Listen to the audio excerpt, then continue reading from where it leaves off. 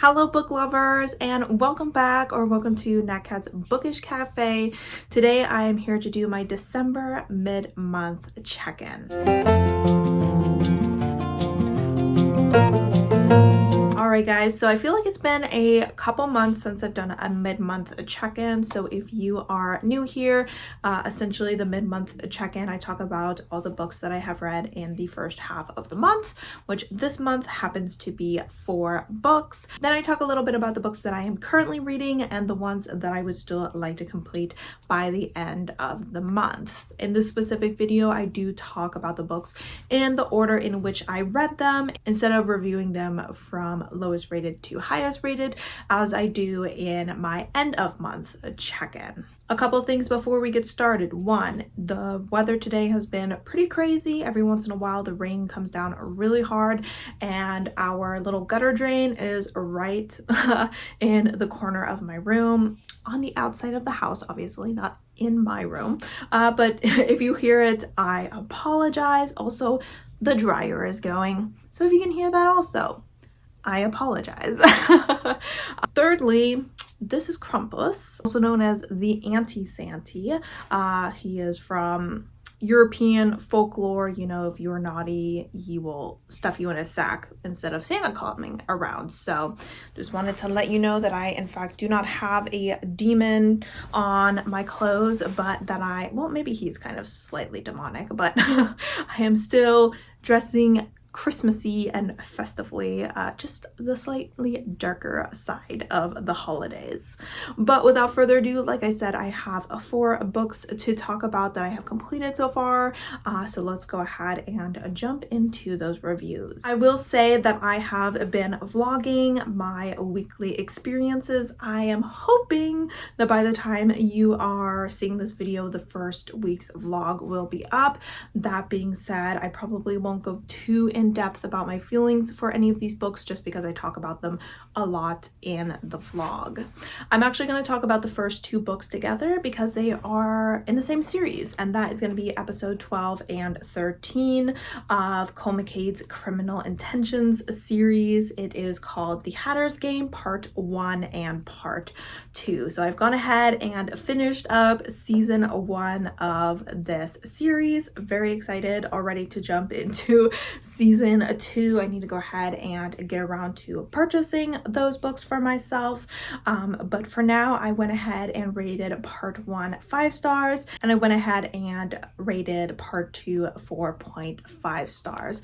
I really enjoyed these. I really can't talk about them too much since they're literally the last 2 books in a 13 book series, but if you're new here, Sanjay and Malcolm are the 2 characters that we are following in this book. They are homicide detectives for the Baltimore Police Department, and it is a slow burn romance between the 2 of them, and we also get a little bit of a mystery of the week situation in each of these books. We also have a bit of an overarching plot throughout this series. I will say that those overarching plots, there's like a couple of them, and while they were definitely developed throughout these 2 books, none of them were really tied up, and that's actually one of the reasons that I ended up only giving this 4.5 instead of a full 5 star, because while I understood that there were certain points or plots, characters, issues, all that jazz that was going to go into season 2, I thought this first season would wrap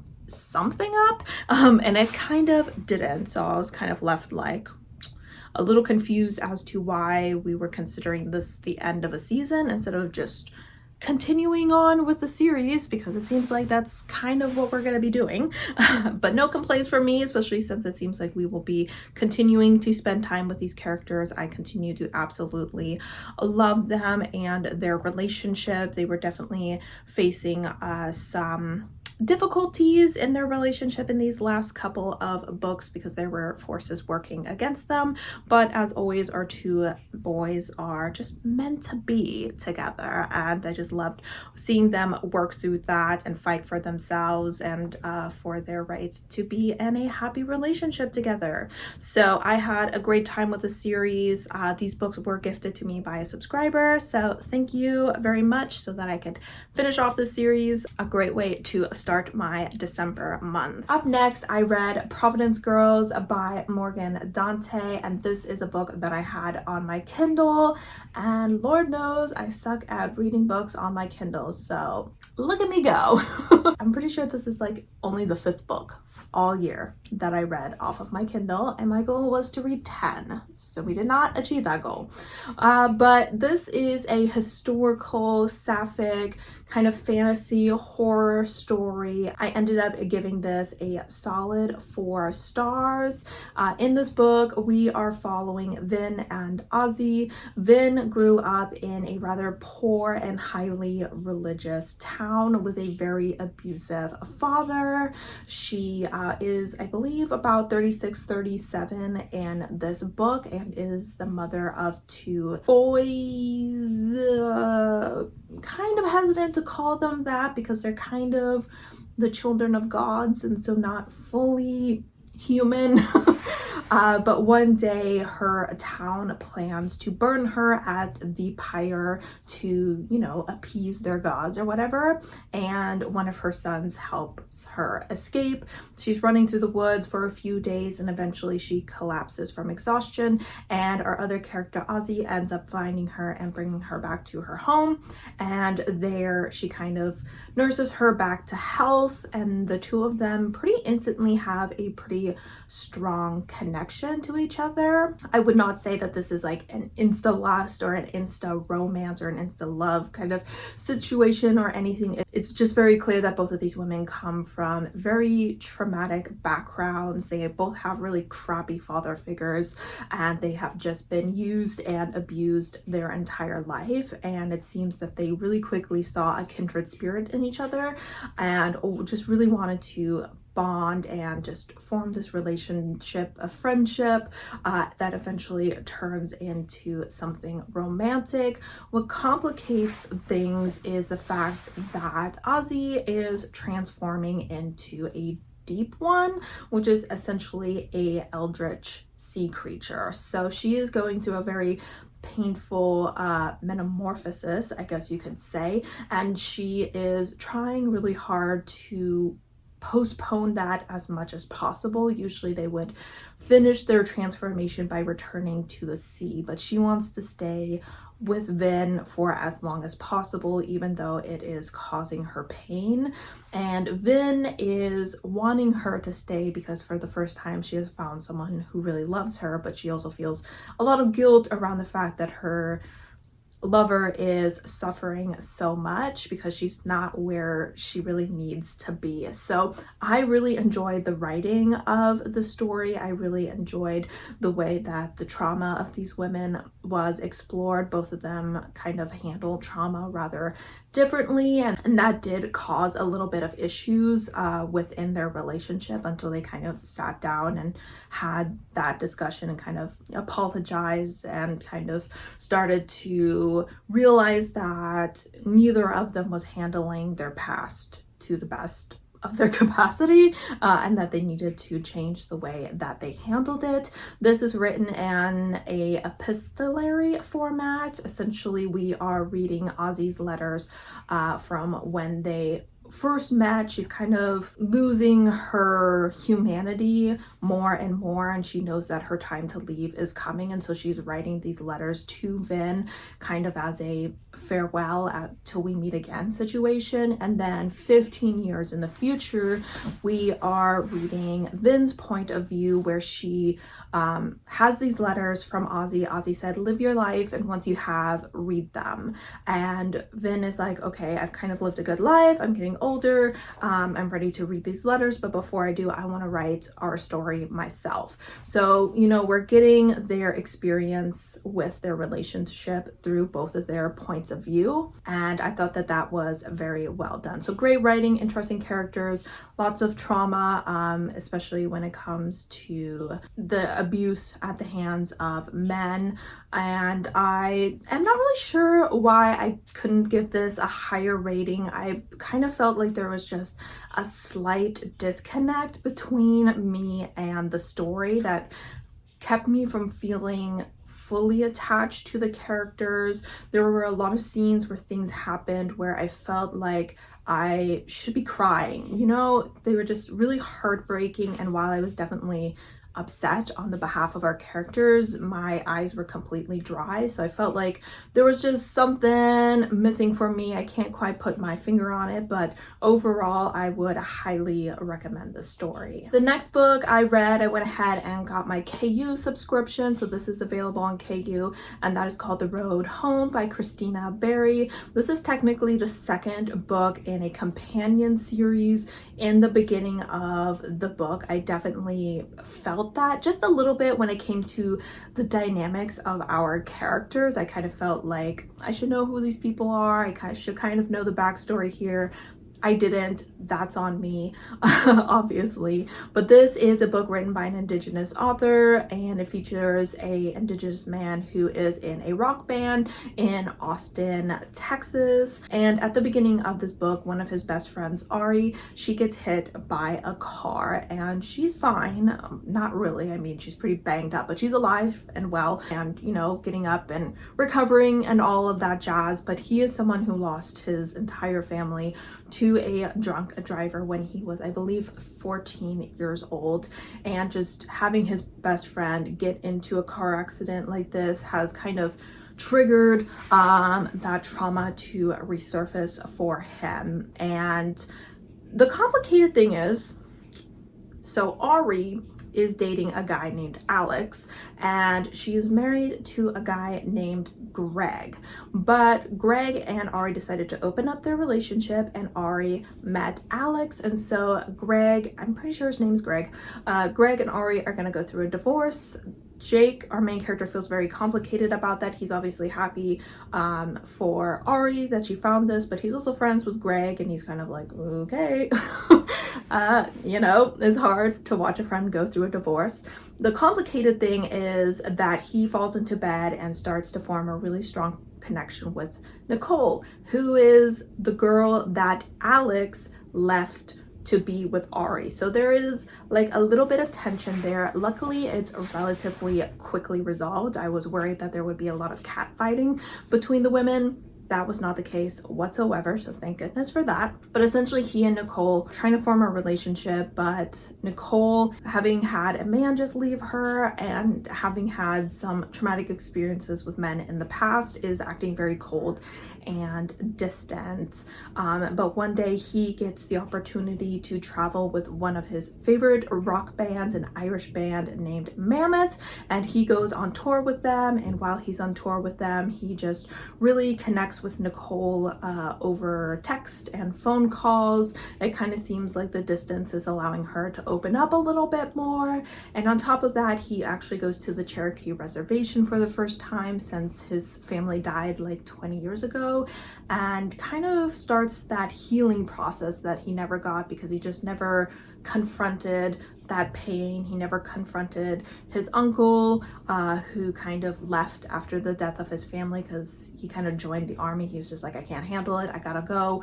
And he also visits their grave for the first time. I will say that that whole kind of tour portion is kind of like the middle of the book. It's not the full book, despite kind of what the synopsis suggests. Was my favorite part. I really enjoyed that part of the story, him going to the reservation, him kind of seeing his family and really saying goodbye and all that jazz that comes with that. Made me tear up a few times, so I really enjoyed that part. The rest of the story I kind of struggled with, like the romance portion. My feelings for the romance kind of went up and down throughout the story. Nicole at the very beginning was not a very likable character. I was kind of surprised how innocently Jake was attracted to her and almost infatuated with her despite her very prickly behavior, but later she started to grow on me a little bit more. The problem is that the last like 50 to 80 pages of the book revolve around, and this might be a little spoilery, so I apologize, but I know for some people this is something they want to avoid, so I kind of always put it out there, especially if it's a big part of the book and not just like part of the epilogue. She gets pregnant, and I talk a little bit more in my vlog, which is probably the second one, so not out yet probably, of why I didn't really like the way that that was handled.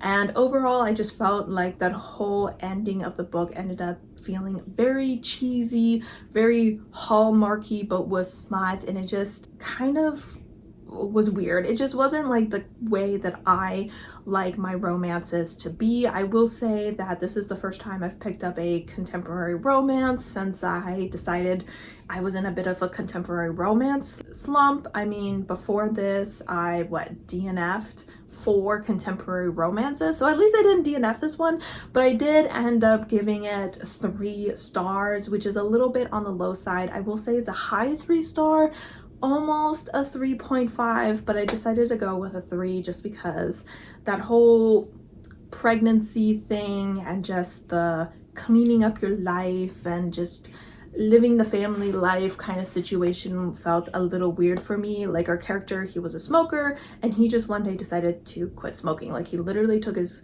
cigarettes, threw them in the trash, and was just like, and I didn't even feel withdrawals. And I was like, what? And I know that my mom used to be a smoker and she cut cold turkey like before she got pregnant with me and all that jazz, because my dad wasn't into smoking or anything, and especially when they moved to America there was like less people smoking than in Europe, so it was easier for her. But I'm pretty sure she probably at least felt some sort of withdrawal especially if this guy has been smoking for the last 10-15 years or so. So it just, sometimes I felt like the author just oversimplified the process of leaving a certain lifestyle behind and starting a new one. And especially since our characters maybe knew each other for 6 weeks.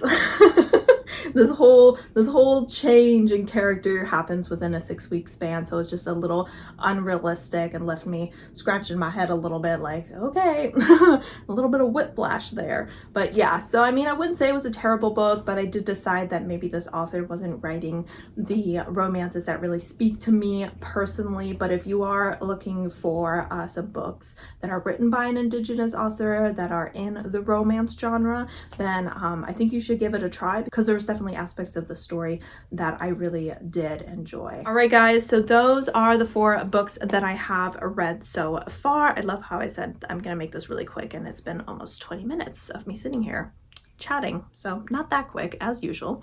But let's talk a little bit about the books that I'm currently working on. So I'm only currently actively working on 1 book, and that is Obsidian Feathers by N. Caceres, and I am about 29% through this book. I did not know that this book was like 550 something pages when I put it on this month's a TBR, but I am live, laugh, loving with this book, so I'm gonna go ahead and continue. I have only started a couple days ago and I'm already 169 pages into it, which is a pretty good pace for me. So I am really enjoying this. It's kind of paranormally, it's not quite werewolf, but it's werewolf adjacent, and we are following a plus size main character. It's by a Hispanic author. It's set in El Salvador. I am really enjoying our main female character. I'm really invested in their relationship. Right now it is definitely a little bit rocky, but hopefully the 2 of them get on the same page. I'm definitely like intrigued to learn more about these kind of shadow wolf creatures, as well as learning more about the drama of our female main character's family, because her family sucks so much.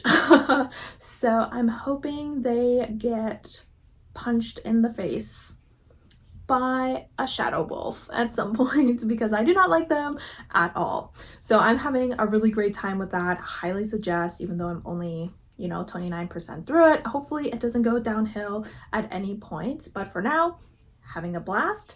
I do technically have an audiobook that I am just so close to finishing. I think I have about an hour or so left, so I really should finish it up, and that is Yellowbird. It's a nonfiction that I've been working on for a hot second.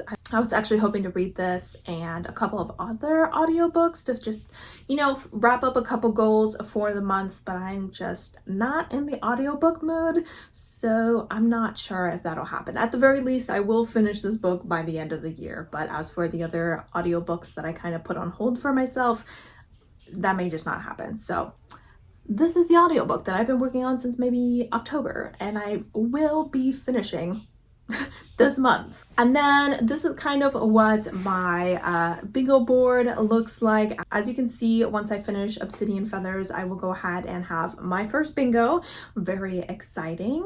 I would say I didn't really mention this in the TBR video. I forgot to, at least I think I did. Which is that my goal is never to finish the entire bingo board. I'm not aiming for a blackout. If I get a blackout, great. But seeing as I know I'm not the kind of person to be out here reading 12 physical books in a month, my goal is usually to get one horizontal and one vertical bingo. So right now, I would say we're on a good track to do that. And fingers crossed, I achieve that goal by the end of the year. So you can see there the books that aren't marked off are the ones that I still need to get to. All right, guys, so those are all the books that I have read, all the books that I'm currently working on, as well as all the books I still need to read. I still have plenty of books that I can tear through by the end of the month. I definitely know that there's a lot of them that I would like to get to, but we will see what I have time for because life is just a little bit busy around the holidays, which is totally fine. I would love to know what you guys have been working on so far this month. I hope your month is going well, reading wise, life wise, all that jazz. As always, guys, thank you so much for supporting my channel by watching my videos, and I hope to see you next time. Bye!